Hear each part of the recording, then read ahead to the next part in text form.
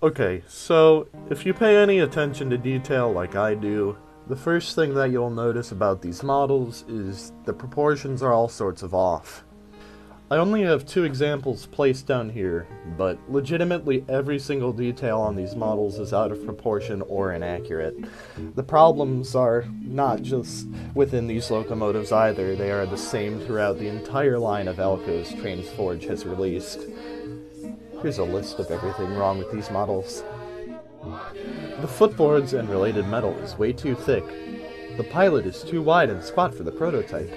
The pilot detail is minimal and was done very lazily. The trucks somehow simultaneously look too thick and too thin. The wheels on these trucks look like pizza cutters and are way too wide. None of these handrails actually connect to the engine and they're just placed onto the model with no care. There's nothing at all in the cab.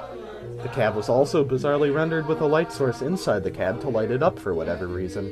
The headlights are not accurate in shape and are way too big or too small in size. I'm pretty sure the Bell model was ripped off of a steam locomotive mesh because it's so fucking massive and was probably out of scale on the steam locomotive as well. The horns are not accurate as per prototype. The handrails look like garbage and any details on them are out of proportion.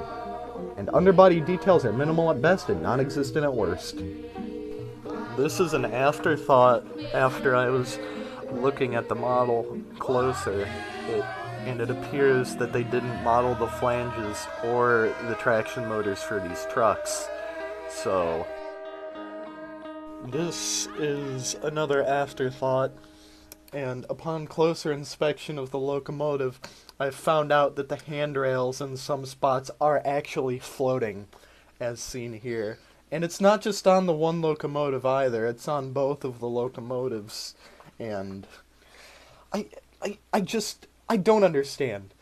How could this have gotten through beta testing? How lazy do you have to be to let your handrails float off of the body of your locomotive? So, in conclusion, I really don't think that it's that bad of a model, but it is definitely pretty bad, and unfortunately, there's not anything better out as an alternative, so if you don't care about accuracies like I do, then go for it. My final score, 1 out of 10.